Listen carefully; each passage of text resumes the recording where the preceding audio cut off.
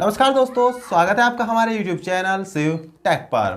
दोस्तों, आज की इस वीडियो में हम आपके लिए पाइथन का एक और प्रोग्राम लेकर आ चुके हैं और ये प्रोग्राम हम जल्दी से कंप्यूटर की स्क्रीन पर चलकर देख लेते हैं क्या है और उसके बाद पाइथन सॉफ्टवेयर पे इस प्रोग्राम की कोडिंग भी कर लेते हैं। तो चलिए चलते हैं अपनी कंप्यूटर स्क्रीन पर। तो अब हम आ चुके हैं अपने कंप्यूटर स्क्रीन पर और हमारा जो प्रोग्राम है वो ये है।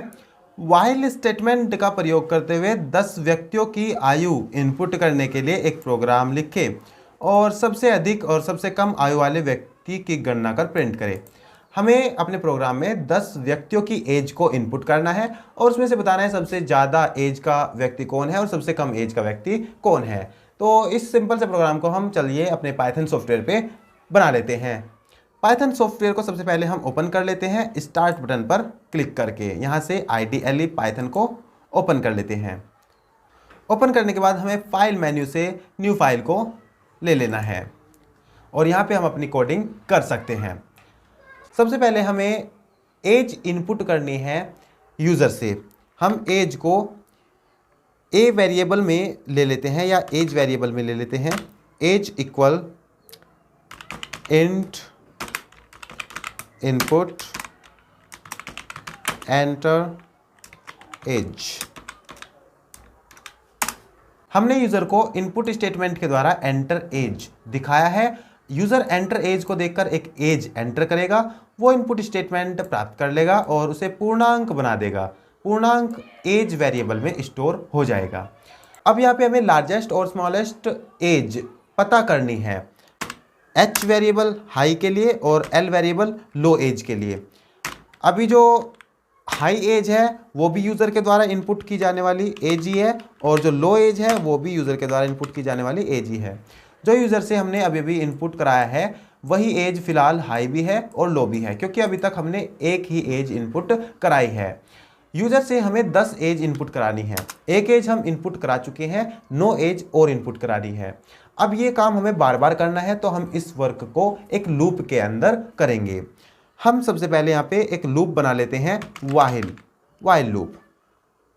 वाइल लूप के लिए एक कंट्रोल स्टेटमेंट की ज़रूरत होती है, तो हम कंट्रोल स्टेटमेंट C ले लेते हैं और C में स्टार्टिंग की वैल्यू 1 ले लेते हैं, क्योंकि हम पहली बार अपना लूप चलाएंगे तो कंट्रोल वेरिएबल में हम C की वैल्यू 1 ले लेते हैं। उसके बाद हमारा लूप तब तक चलता रहेगा जब तक C की वैल्यू छोटी रहेगी या फिर इक्वल रहेगी 9 से।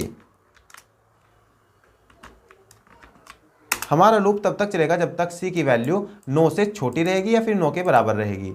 अभी C की वैल्यू 1 है, 9 से छोटी है, तो ये हमारा लूप वर्क करेगा। अब हम इसमें 9 बार यूज़र से इनपुट कराएंगे और हर बार जो कंट्रोल वेरिएबल है उसकी वैल्यू एक बढ़ती रहेगी। हमें एक वैल्यू बढ़ानी है कंट्रोल वेरिएबल की हर बार, तो यहाँ पे हम C+1 लिख लेते हैं और ये जो C है इसमें एक इंक्रीमेंट हो जाएगा। C की वैल्यू 1 है, इसमें एक इंक्रीमेंट हो जाएगा, 2 हो जाएगी और ये C वेरिएबल के अंदर ही स्टोर हो जाएगी। अब C की वैल्यू 2 हो जाएगी। इस तरह से जितने बार भी लूप वर्क करेगा, काम करेगा, उतनी बार कंट्रोल वेरिएबल की वैल्यू एक एक बढ़ती रहेगी। और जब कंट्रोल वेरिएबल की वैल्यू 9 होगी तब वर्क होगा। उसके बाद 9 के बाद यहाँ पे 10 हो जाएगी। 10 होने के बाद 9 से छोटी कंट्रोल वेरिएबल की वैल्यू नहीं रहेगी, ना ही 9 के बराबर रहेगी, तो ये लूप हमारा खत्म हो जाएगा। इस तरह से ये लूप का स्ट्रक्चर बन चुका है 9 बार कार्य कराने के लिए। एक बार हम यूज़र से एज इनपुट करा चुके हैं, अब 9 बार और एज ही इनपुट करानी है, तो हम इस स्टेटमेंट को कॉपी करके यहाँ पे पेस्ट कर देते हैं। अब जो एज यूज़र इनपुट करेगा हमें वो चेक करनी है कि यदि ये एज जो हमारे पास हाई के अंदर एज है उससे भी बड़ी है क्या, उससे भी बड़ी है क्या, एज बड़ी है क्या H से। हमने यहाँ पे कंडीशन लगाई है, यदि एज H जो हमारे पास H वेरिएबल के अंदर एज है उससे भी अगर बड़ी है तो हम इस एज को H के अंदर ही लिख लेंगे, H इक्वल एज, क्योंकि हमें सबसे बड़ी एज H वेरिएबल में लानी है। तो अगर जो यूज़र इनपुट करता है वो एज H से भी बड़ी है तो हम H वेरिएबल के अंदर उसे ले लेते हैं। उसके बाद हम चेक करते हैं यदि एज छोटी रहती है L से। अगर यूज़र के द्वारा इनपुट की गई एज L से छोटी है तो हमें वो एज एल के अंदर ही ले लेनी है, क्योंकि हमें एल वेरिएबल में सबसे छोटी एज चाहिए। अगर एज छोटी है इससे भी तो हमें इस एज को ही एल वेरिएबल में रख लेना है। अब जो हमारा लूप है वो 9 बार काम करेगा, और एक बार ये हमारा पहले ही वर्क हो चुका है, 9 बार ये वर्क करेगा, तो 10 बार हम यूज़र से एज का इनपुट प्राप्त कर लेंगे। उसके बाद एच वेरिएबल के अंदर सबसे बड़ी एज आ जाएगी और एल वेरिएबल के अंदर सबसे छोटी एज आ जाएगी, और लास्ट में हम इस एज को प्रिंट कर देंगे। प्रिंट स्टेटमेंट में हम लिख देंगे ग्रेटेस्ट एज कोलन, ये हमने डबल कोटेशन के अंदर लिखा है ग्रेटेस्ट एज, ये ज्यों का त्यों प्रिंट हो जाएगा। उसके बाद हम एज प्रिंट करा देंगे हाईएस्ट, एच वेरिएबल से हाईएस्ट एज प्रिंट करा देंगे। उसके बाद हम लोएस्ट एज भी इसी तरह से प्रिंट कराएंगे, lowest age colon L, lowest age भी प्रिंट करा चुके हैं हम। अब इस प्रोग्राम को हम एक बार सेव कर लेते हैं कंट्रोल एस शॉर्ट की का यूज़ करके। हम इस प्रोग्राम को नाम देते हैं low and high edge finder.